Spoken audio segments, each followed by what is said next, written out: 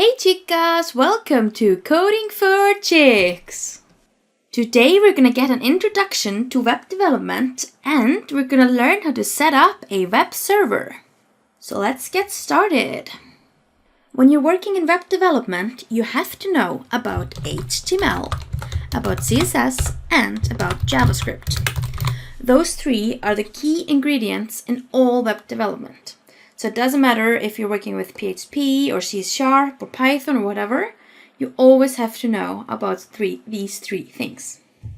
And when I say you have to use JavaScript, of course it's debatable, but I recommend it, so I'm gonna introduce you to those three of my very good friends.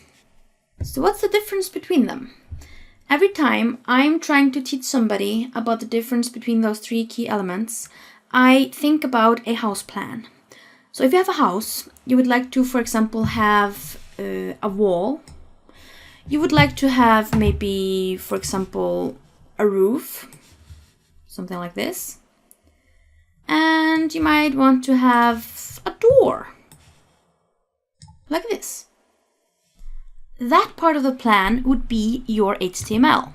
So it will tell you, I will have one wall, one door, and a roof up here.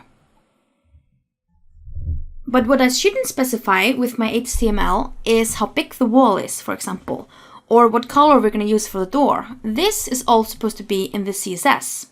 So for example, if I want to have a, maybe green door, this is what I would put in my CSS. The door is supposed to be green. It's supposed to be 2 meters high and the width of 1 meter, for example. That's CSS. But that I have a door is going to be enclosed in the HTML. Just so you really grasp the concept, I'm going to draw a window over here.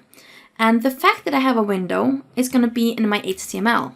I don't know how big it is. I don't know what color it is. I don't know anything about the window except that I have it here in my website, and it's going to be within the roof. So for example, if you would have a text, like a body of a website, and you would have a paragraph, you would know you have a paragraph right here within the body, and you would know it's inside it. It's not here or anywhere else or a footer or whatever. It's inside the body, and this is the same as with the window. So you understand then where the things are. You don't know the color of the text, the font size or whatever. You don't know anything about that. But you do know that there is a paragraph in here within the body, as you know that there's a window within the roof. So that would be your HTML. And now for some CSS. I'm gonna write some text into my paragraph. As you see, my text is green. The font is Arial black. My font size is 12. All of this information belongs to where? To where? To the CSS. It doesn't belong to the HTML. The HTML doesn't give a panda-poo about this information. It's only the CSS that cares. Okay, so we've established that we know the plans through HTML and CSS. But what about JavaScript? What does that do? JavaScript. So all of the functionality of our house is going to be in the JavaScript. The fact that we can open this door is going to be in our JavaScript. CSS doesn't care about opening or closing of doors. Neither does HTML. HTML just knows there's a door there. It doesn't know what it means, but it knows it's there.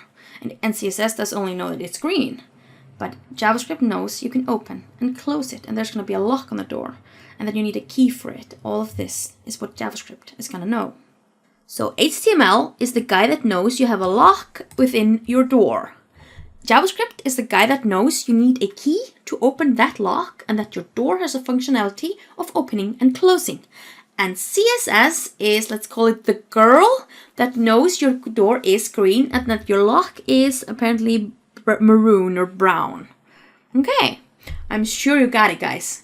And I'm so excited to teach you more about web development. In order to start our web development, we need a web server. And I recommend using Wamp server. It's a freeware and it's found at wampserver.com. You just need to go to download to find it for your Windows computer. In case you have a Mac, an Apple computer, just go to Wamp. It's wamp.info, and though this is supposed to be the same for Mac. So I recommend using this guy since he's user-friendly in my opinion and very easy to use. just to get you amazing people going, I'm going to go to download. And depending on what kind of computer you have, you either choose the 64-bit one or the 32-bit one. Mine is 64-bit, so I'm going to choose this one. And I will go to the download directly link right here. Click it. Bloop. Opening. And I'm going to scroll through the... Whoa, that was an amazing scroll. I'm going to scroll through the advertisements. And I don't have to do anything because it's already starting. And it's going to take some time. So I'll catch you in the install. Okay, so installation is happening. We're going to press OK. We're going to accept everything. Yes, accept. It's going to get installed right there. See, Wamp 64. Wamp server 64. All good and dandy. And install. Yeah. So the Wamp server is going to get installed. And I'm going to show you how to use it when we're finished. Okay, so the installation is finished. And I'm going to allow access. Next, and finish. So now the Wamp is installed and I have a shortcut here on my desktop, and I can also run it from the folder where we installed the software, which is Wamp 64 on the C drive. You can see it here.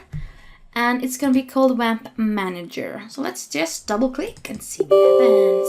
Oh yeah, let's go. So it's running. You can't see anything right now, but I'm going to show you exactly where you can notice the Wamp server.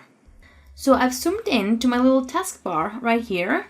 It's in the right corner of my screen. And if I click this arrow, I can see this icon. And this is the Wamp icon. Green means that it's working perfectly. And this is what we want to see. If your icon is orange or maybe red, there might possibly be a problem with Skype using the same port as Wamp. And you might have to change the port on your Skype. I will put instructions below how to do that. And there's also the possibility of other software doing the same thing, using the same ports and Wamp not being able to run. So just if you have problems, try to fix the Skype. If it doesn't work, try to Google your way through it. Or put some comments below and I'm sure the community will help. In most cases, you won't have any problems, so I'm just going to continue the tutorial assuming that everything is perfectly fine. Now, we're again located in the Wamp folder, and I'm going to navigate to the www folder. This is your pride and glory when doing web development with Wamp. So let's open it.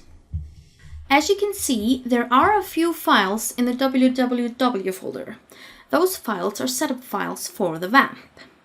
But I want to show you how it works. So let's just take a look at the index.php file. Okay, so this file contains some text. You don't understand it at this point, and it's a lot of setup stuff, so don't worry about it too much. But just to show you what Wamp does, I want to open it through my browser. So I'm going to localhost index.php, opening the same text file through the browser. And what happens? Voila, I have a website. So this is the purpose of Wamp, turning your text into a website. It's magical and it's going to be so much fun. So just get on your horses and we're going to go riding. Whoop-de-doo! So in the next episode, we're going to create some files in the www folder and turn them into a website. Woo! It's going to be so amazing. And as always, if there's something specific you would really like to learn, please write it in the comments and I will do my best to do an episode about it. This is all I have for you today on web development. I look forward to seeing you in the next episode. Thank you for watching. This is Coding for Chicks.